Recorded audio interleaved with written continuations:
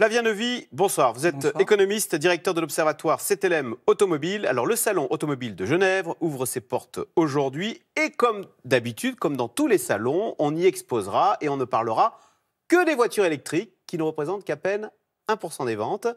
Et je voulais vous parler de ça parce qu'aujourd'hui, on vient d'apprendre quelle était la voiture élue voiture de l'année. On va la voir. C'est pas franchement une voiture électrique, voilà. C'est le XC40 de chez Volvo. Consommation jusqu'à 7 litres au 100 avec beaucoup de chevaux sous le capot.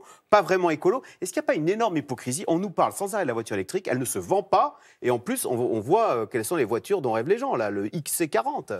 Alors c'est vrai que les voitures électriques aujourd'hui ne pèsent rien sur le marché. Non seulement ça ne représente qu'un peu plus de 1% des ventes, mais il ne faut pas oublier que l'État, les pouvoirs publics incitent les automobilistes à acheter des voitures électriques en mettant beaucoup d'argent sur la table avec un bonus écologique de 6 000 €. Il y a aussi une prime à la conversion éventuellement. Donc l'État fait tout pour que les Français achètent des voitures électriques et en réalité ils n'en achètent pas et ils achètent plutôt effectivement des véhicules comme celui qu'on vient de voir, c'est-à-dire plutôt des crossovers et des SUV qui sont plutôt des gros véhicules, alors qu'on pensait il y a quelques années que finalement les grosses voitures n'avaient plus leur place dans les villes, sur nos routes, et en réalité aujourd'hui ça représente plus de 35% des ventes, donc c'est considérable. Alors pourquoi est-ce que l'électrique ne décolle pas malgré toutes ces aides? C'est rationnellement pas intéressant d'acheter électrique? La voiture électrique, elle est parfaitement adaptée pour les usages du quotidien, pour les trajets domicile-travail, puisqu'on sait que l'écrasante majorité des Français font moins de 100 km par an. Simplement, il y a des freins psychologiques qui sont très importants, on les connaît. D'abord, il y a l'autonomie limitée, même si elle répond aux usages du quotidien, les automobilistes se demandent si un jour ils doivent partir en vacances ou en week-end, comment vont-ils faire? Ça, c'est le premier point. Et le deuxième point, qui est un frein qui du coup est dans le camp des pouvoirs publics, ce sont les infrastructures de recharge. Il faut qu'il y en ait plus. Alors, elles augmentent, mais il n'y en a pas encore assez. Et là aussi, ça rejoint un frein principal qui est de se dire, si demain, je dois charger ma voiture comme ça dans la rue, où est-ce que je vais? Pour l'instant, il n'y a rien de visible aux yeux des automobilistes et ils n'achètent pas de voiture électrique. Mais ça finira par décoller parce que tout le monde s'y met et tout le monde a des chiffres extravagants. Et d'abord, est-ce vrai que Renault est aujourd'hui le leader mondial en voiture électrique? Il faut rappeler que Renault, avec Nissan, effectivement, est le leader mondial. Simplement, il faut aussi rappeler que Renault est parti un peu avant tout le monde. À l'époque, quand Renault a lancé sa Zoé, il n'y avait pas beaucoup de monde pour croire à l'avenir de l'électrique. Il n'y avait même personne, il faut dire les choses telles quelles, en particulier les constructeurs germaniques. Et aujourd'hui, c'est vrai que tous les constructeurs ont des projets de voitures électriques qui vont sortir au cours des prochaines années. Il faut dire aussi que la réglementation se durcit fortement et qu'elle va obliger les constructeurs finalement à revoir complètement les motorisations pour respecter les normes environnementales et notamment les normes de CO2 qui sont drastiques. En fait, ça n'est pas par plaisir qu'on va acheter des voitures électriques, c'est parce que les normes vont nous y contraindre. C'est un peu ce que vous nous dites pour l'instant. Les constructeurs, finalement, augmentent le nombre de voitures qu'ils vont proposer en version électrique, très clairement parce qu'il y a des normes qui arrivent. Ce qui est sûr, c'est que les automobilistes, quand ils achètent une voiture électrique, ils en sont contents. C'est ça qui est assez paradoxal, c'est-à-dire qu'il n'y a pas de déception à l'usage de sa voiture électrique. Mais pour le moment, pour ceux qui n'ont pas de voiture électrique, pour ceux qui n'ont pas franchi le pas, il y a encore des freins qui sont trop importants. Alors, l'autre histoire, l'autre phénomène qui concerne l'automobile, c'est que la voiture n'est plus, notamment la voiture diesel, n'est plus la bienvenue dans nos villes. Ça, c'est très nouveau quand même. Il y a les amendes de stationnement qui ont fortement augmenté, les interdictions de diesel qui planent sur à peu près toutes les villes en Europe, les restrictions de circulation avec des bouchons monstres. Là, on va voir une photo à Paris. Est-ce que l'usage que nous avons de la voiture est en train ou va changer ? Ce qui est sûr, c'est qu'il y a une tendance qui est une tendance de fond qui vise finalement progressivement à essayer de sortir la voiture des grands centres urbains parce que le problème de la qualité de l'air dans les villes est un vrai problème de santé publique. On sait que la voiture prend sa part dans les émissions polluantes. Ce n'est pas la seule d'ailleurs. On parle toujours de la voiture, on ne parle d'ailleurs que de la voiture, mais il y a beaucoup d'autres émissions polluantes dont on ne parle jamais. Simplement, on voit qu'il y a plusieurs grandes villes qui ont pris la décision d'interdire les voitures diesel, puis même les voitures tout court thermiques à horizon à court terme finalement, puisque si on prend Paris, ce serait 2024 pour les voitures diesel, 2030 pour les voitures essence. En Allemagne, il y a des décisions de justice qui ont été prises qui vont aussi dans ce sens-là.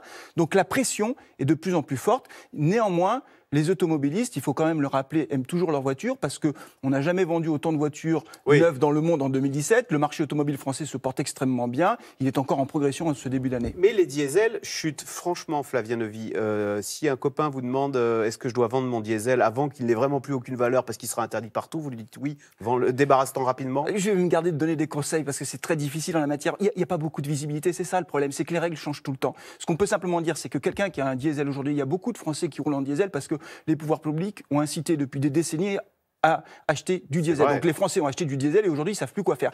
Si on a un diesel, qu'on en est content et qu'il n'y a pas de raison particulière d'en changer s'il ne tombe pas en panne, honnêtement, ce qui compte, c'est d'en être content au quotidien. Alors, Flavien Neuvy, il y a cette phrase très mystérieuse, et peut-être allez-vous pouvoir nous l'expliquer, de Carlos Tavares, c'est le patron de Peugeot Citroën, qui a déclaré à des journalistes, et il ne l'a pas démenti, en septembre dernier, le diesel a perdu la bataille politique, mais le diesel a gagné la bataille technologique. Qu'est-ce qu'il a voulu dire, le patron de PSA, en disant le diesel a gagné la bataille technologique? En réalité, quand on regarde ce qui s'est passé au cours de ces 30 dernières années, la technologie diesel a beaucoup progressé. Et quand on regarde les diesels qui sortent aujourd'hui des usines, qui respectent les normes Euro 6, alors c'est un peu technique, mais les dernières normes en matière environnementale, elles sont quasiment au coude à coude avec les moteurs essence. Et ce qui est paradoxal, c'est au moment où finalement la technologie, l'innovation, la recherche a réussi à améliorer sensiblement les émissions polluantes des diesels, c'est là qu'on fait une croix sur cette technologie qui était quand même, il faut le rappeler, un vrai savoir-faire français. Et si la France, pendant des années, et peut-être même, je pourrais dire l'Europe, a poussé la technologie diesel, on l'a oublié aujourd'hui. Mais c'est parce que le diesel consomme moins de pétrole et qu'on voulait réduire notre dépendance à la consommation consomme moins de pétrole et donc émet moins de CO2. Absolument, les deux sont liés. Et ça, aujourd'hui, c'est complètement inaudible. Et c'est ce que dit d'ailleurs le patron de PSA. De PSA. La bataille politique a été perdue, mais le Dieselgate est passé par là. Ce qui fait que tous ceux qui vont essayer de ramener un peu de rationalité dans ce débat sont inaudibles à cause du Dieselgate. Alors, Flavien Neuvy, c'est vrai, les Européens étaient les champions du diesel. Demain, on nous dit que la voiture sera propre et qu'elle sera autonome. Propre, ça veut dire avec des batteries. Les batteries viennent toutes d'Asie. Autonome, ça veut dire avec des logiciels. Les logiciels viennent tous de la Silicon Valley. Est-ce que dans cette révolution qu'on nous annonce, les constructeurs européens ne risquent-ils pas d'être les grands perdants ? Alors que nous avons inventé l'industrie automobile. Alors, ce qui est incroyable dans cet univers de l'industrie automobile, c'est que la bataille, d'abord, elle est mondiale. Et ce qui est tout à fait nouveau, c'est que la voiture autonome fait rentrer dans ce jeu-là, dans ce jeu de l'industrie automobile, des nouveaux acteurs. Vous parlez effectivement des géants de la Silicon Valley, bien sûr, le Big Data, etc., la voiture connectée. Donc, d'un seul coup, il y a de nouveaux acteurs qui viennent. Ils ne viennent pas pour rien. Ils viennent clairement prendre une part de la valeur ajoutée. Et toute la question est de savoir, à horizon 10 ans, 15 ans, 20 ans, qui va capter cette valeur ajoutée? Peut-être que la voiture de demain, on ne gagnera plus d'argent ou autant d'argent en la vendant, mais peut-être qu'elle sera une voiture où on vendra des services. Et du coup, la question, c'est de savoir qui va capter cette valeur ajoutée autour de la voiture. La bataille, en tout cas, elle est rude et la concurrence féroce. Un mot sur les Chinois. Tout à l'heure, on a vu la voiture de l'année, là, c'est la Volvo. On oublie de dire que Volvo a été racheté par les Chinois. Demain, nous roulerons dans des voitures chinoises de la même façon qu'aujourd'hui, on roule dans des... Voilà, Volvo a été racheté par les Chinois en 2010. Mais demain, on roulera dans des voitures chinoises, comme aujourd'hui, on roule dans des japonaises ou des coréennes. Ils sont prêts, les Chinois? Alors, les Chinois, aujourd'hui, c'est le premier marché mondial pratiquement oui, 30 on ne les millions, voit pas en Europe. 30 millions de voitures vendues. Jusqu'à présent, les constructeurs chinois ont été très occupés sur leur marché domestique. D'accord, une croissance très forte, donc il fallait répondre à cette croissance. Ils ont noué d'ailleurs des alliances capitalistiques technologiques avec des grands constructeurs. Aujourd'hui, le marché chinois arrive à maturité, c'est-à-dire que les taux de croissance sont plus faibles. Il est toujours en croissance, mais de façon plus faible.